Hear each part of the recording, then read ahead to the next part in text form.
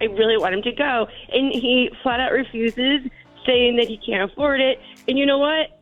After all of this, like, really, if he can't afford to go to this wedding with me, I really don't know if I can afford to remain in this relationship with him. I can't afford to go to another country. This isn't...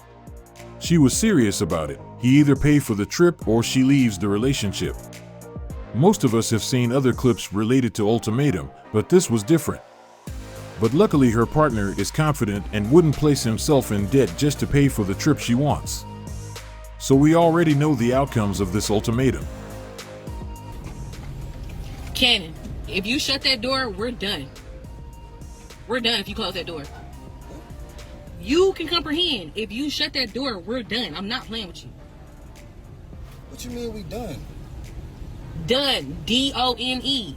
Green check mark, I know done. what done mean, but why you saying we done if I shut the door? Because if you shut that door, we're done. I'm not playing with you, yo. Like, for real. You pick your poison. You got a choice.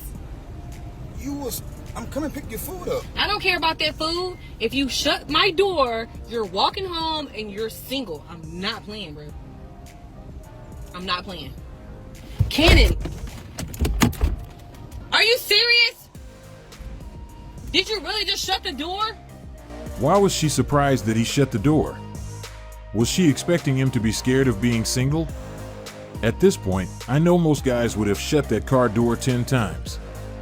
This type of game doesn't work with a man who is sure of himself. I'm going to get your food. No, I just said if you shut the door, we're done. So we're done. I don't need no food from somebody that's not my man. Wait. We're done. We done because I'm going to pick you. What? What that have to do with me getting your food, closing the A door? lot, because what did I just say? If you close the door, So I'm you want me freaking to done. leave it open? Stop playing Why? with me. Stop playing with me. Now you're trying to make it seem like I'm the crazy one. Really? So I'm crazy now?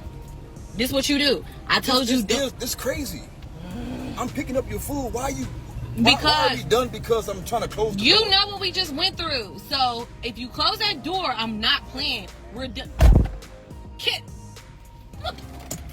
Her tone alone would have made me single.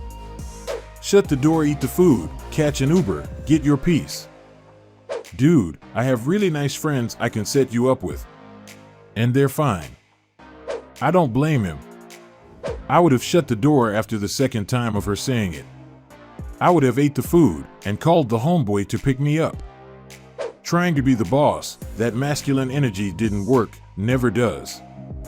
She didn't know it, but her energy alone could make a lot of guys single. There wouldn't even be a need for her to wait until he closed the door, because the moment she started talking with that tone, he would already be single. This type of game can affect the relationship and how her partner perceives her, and in many cases, men won't stick around when confronted with such behavior. The funny part about situations like this is that they are often the first to get upset when the outcome isn't what they expected. But why get mad when they started the game in the first place? If you aren't ready to face all possible outcomes, you shouldn't be playing, especially when dealing with a confident man. Men who are self-assured won't accept this type of dynamic in their relationship. If you're not prepared to handle what comes with testing a partner, then don't start it. Some women often use this strategy to test their partner, to see if he has a backbone or if he's just another simp. This is why it's so important to act appropriately in such situations, otherwise, it sends the wrong message. If you display weak behavior, the relationship could easily devolve into a dynamic where these types of power games dominate. It can have a lasting negative impact on the relationship, and it might make him feel like she isn't serious about their union. If the strength of their relationship hinges on whether or not he closes a door, it reveals how little value she's placing on their connection. This wedding's coming up. It's my best friend's wedding. I am in it. I'm a bridesmaid. Oh, wow. And my boyfriend's not in the wedding, but I really want him to go. And he flat out refuses, saying that he can't afford it. And you know what? After all of this, like, if somebody's not willing to pay for at least, like, their half of this vacation, like, I don't know if I want to be in a relationship with them. Yeah, it's a destination. This wedding is in the Dominican Republic. This wedding is in another country. I can't afford to go to another country. This isn't my best friend. That's true. And I'm not flying to another country paying thousands of dollars. But it is a moment for the girl that you're dating to be in a wedding of her best friends. When you want to be there to experience that with her? I can look at the pictures. I mean, I want her to go. I want her to have a good time. I understand that you want them there, but I'm sure there's going to be others that can't have their significant other with them, right? You know what I'm saying? So isn't it okay to go single and let Jamie save that money for another trip? Really, if he can't afford to go to this wedding with me, I really don't know if I can afford to remain in this relationship with him. She must be joking at this point. Why would you be willing to leave your partner just because he can't afford a trip? Oh boy. Dude, you won the jackpot. She showed her true colors. If you can't afford it, don't go. Be smart, not emotional. If she leaves, she leaves. He just doesn't want to go, because if his buddies were going for spring break, he would have money. She's being unreasonable. I'm in Miami, so this happens a lot. He is not required to go with you. She should pay if she wants him there. He's being responsible. He knows he can't afford to go. Why would you put yourself in debt for someone else's wedding? Apparently, it seems like he just won the jackpot. How can she expect him to do something he simply can't afford? He made it clear that he didn't have the money, yet for some reason, she still couldn't understand. This isn't a display of maturity. She should be able to recognize her partner's financial situation, and if the trip is that important, she could have helped him pay for his part. A strong relationship is about mutual support, especially when one partner faces financial difficulties. She is talking as if their relationship doesn't mean much to her. In this case, she's actually doing them both a favor. Now, she's free to find a wealthier man who can pay for everything she desires, while he is free to find a woman who is more understanding. Someone who is capable of analyzing the situation and supporting her partner, even when he can't afford a trip. It's interesting that even though he told her he couldn't afford it, she still insisted that he should find a way to pay for it. This kind of unnecessary pressure isn't healthy for a long-lasting relationship. She didn't care if he had to go into debt just to make the trip happen, which raised concerns about her mindset regarding money management and decision-making in a relationship. A good partnership should involve realistic expectations and a shared responsibility for financial decisions. Besides that, it's tough to be in a relationship where your significant other is willing to leave just because you aren't financially prepared to travel. While her desire to go might have personal meaning to her, their relationship should hold more value than a trip or a wedding that will only last for a day. She has a new coping mechanism strategy to help them through the moment when they are blocked by their exes. If he had to block you so that he could be with his girlfriend, you are a winner. You won. Because if he had to block you so that their relationship could work, you are a menace to humanity. And I want you to know that, because ain't no way that this person is so obsessed with you that you had to be blocked because they had no self-restraint. They had no discipline. They literally couldn't hold themselves back from checking up on you, from maybe even messaging you, from watching your stories excessively. Like, they watch your stories in 10 seconds after you post them. They even like the stories. And you know that this connection, it didn't work out for whatever reason, but it was something real. And something real is always something to be reckoned with. So I don't know if anybody has told you that, but literally, if you had to be blocked so that two other people could be together, then you are a force to be reckoned with, because you just have an effect on this person that is unmatched, and the other person feels it, because people can always feel energy, and they feel when people are being weird, when they talk about you, or they are looking at your profile or whatever, or maybe there's even like a weird relationship kink going on, and they just get off on like looking at your profile and like wanting to know things about you, because that is the spice. You're literally the spice in the relationship. But if you had to be blocked, girl, you are a menace. I want to be this Delulu. Telling myself this so I can sleep at night. I had to be unfriended everywhere. My boyfriend blocked his ex because she'd still post him like they were together, but it's been 6 years and he already has a family with me. You won. They both blocked me.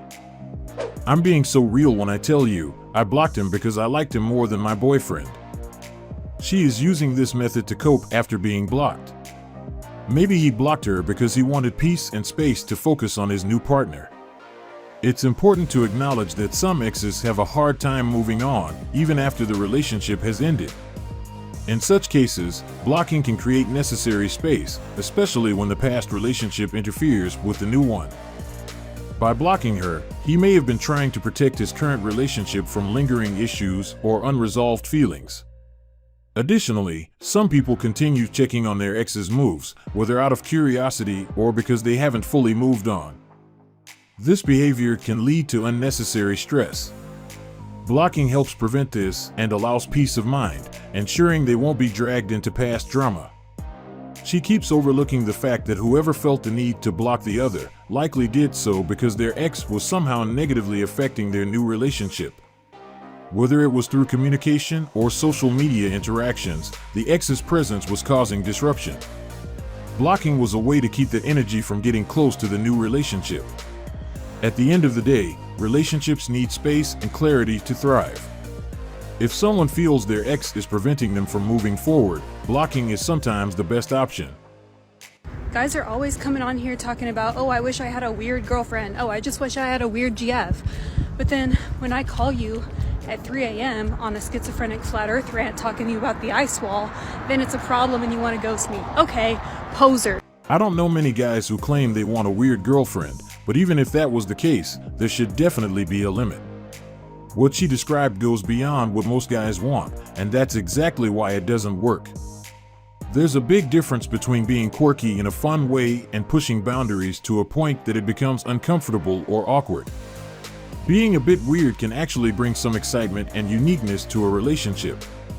As long as it's healthy and fun, a little weirdness can make things more interesting.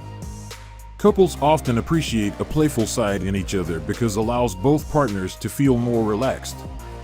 That quirky side can be what makes certain moments memorable and joyful, as long as it doesn't cross a line. However, it's crucial to make sure that there isn't any exaggeration in the behavior. Going too far can become overwhelming for the other person. When someone's weirdness starts to interfere with the flow of the relationship or causes unnecessary tension, it turns from being a fun quirk into a problem. It's about finding the right balance. It's perfectly fine to bring out your fun side, but like everything else, it should have limits.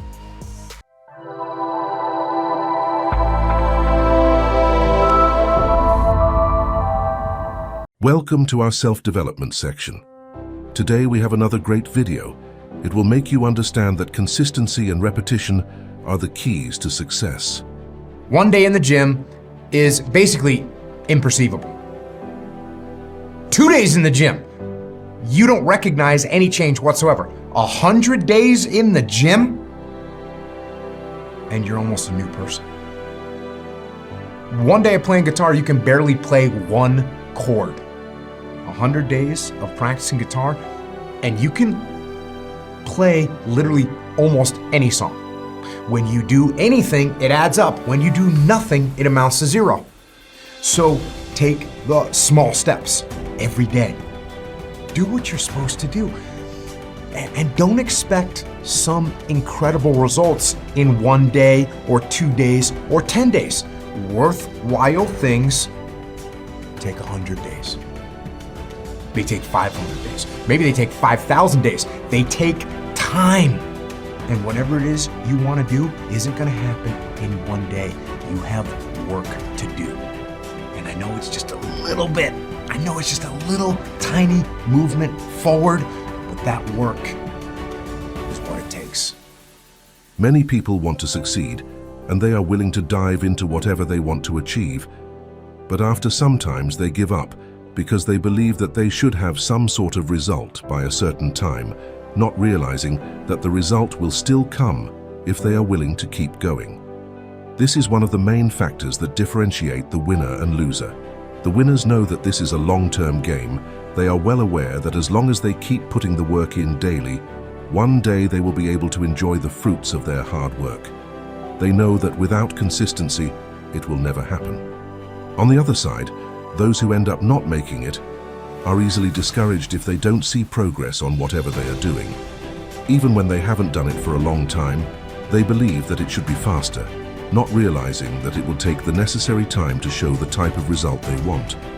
They lack patience and willingness to keep working and move one step at a time, and it's the reason that in most cases they fall short when it comes to achieving their goal. I can't stress it enough, if it was easy, everyone would do it. This is one of the main concepts those who made it understood. They knew that it was supposed to take long, it was supposed to be hard, and this is what made them reach where they are. You can achieve your goal. It will be done as long as you are willing to put in the work it requires and be consistent until you get it.